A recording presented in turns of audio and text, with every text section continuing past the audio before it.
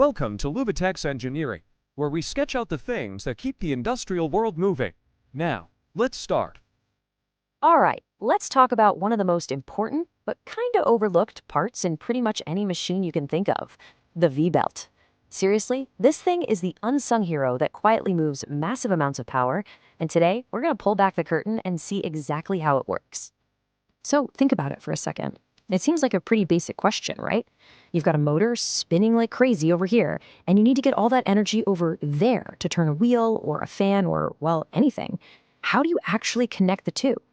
What you need is a connection, something that can really grab onto a pulley and just refuse to let go, even when it's under a ton of strain.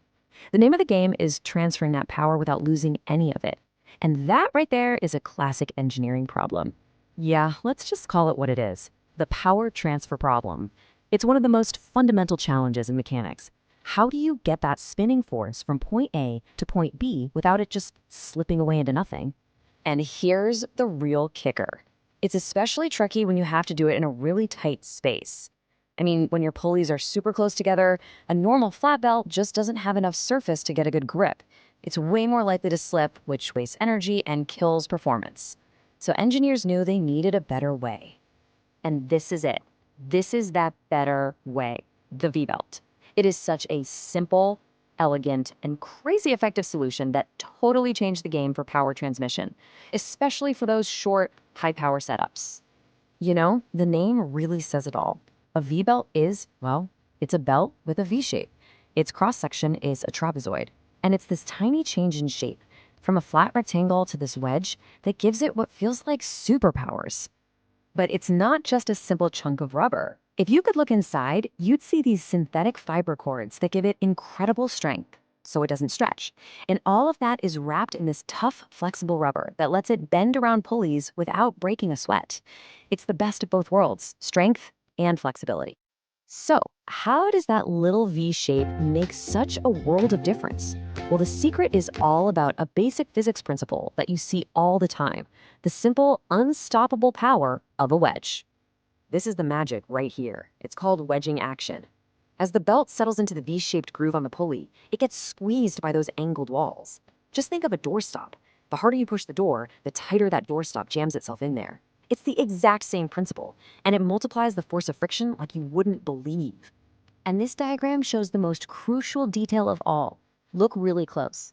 You'll see the belt never actually touches the bottom of the groove. All of its power, all of its grip, comes from its sides being pressed against the walls of the pulley. That little gap at the bottom is absolutely essential. It makes sure the belt wedges in nice and tight, maximizing that grip.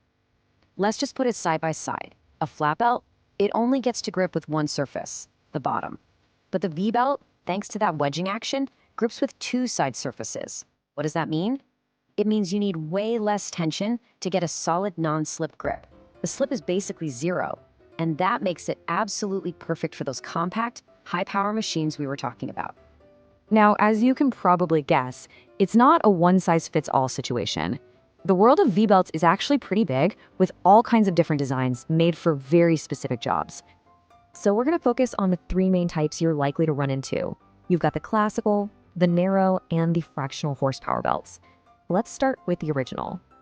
The classical V-belt is kind of the granddaddy of the group. It's a total workhorse.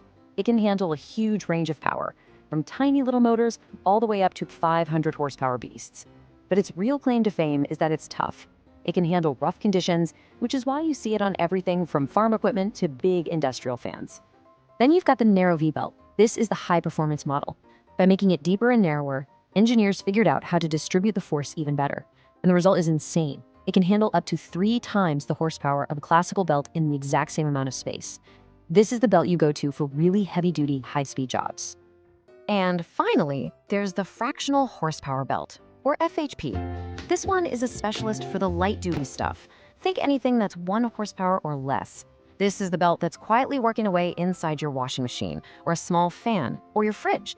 It's perfect for those jobs, but just remember, you would never, ever want to use this in a big industrial machine.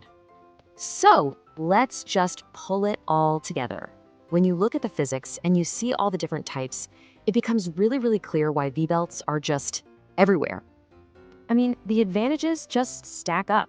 They let you build compact machines, they give you a positive no-slip drive, which is super efficient, they run quiet, they last for years, and they even act as a shock absorber when a big machine lurches to life.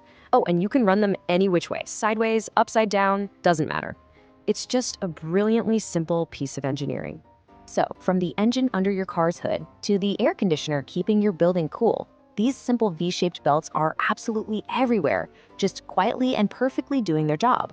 Now that you know the secret of the wedge, I bet you're going to start spotting them all over the place. Thanks for watching. For more industrial insights, check out our other videos. Don't forget to like, share, and subscribe to Lubitech's Engineering.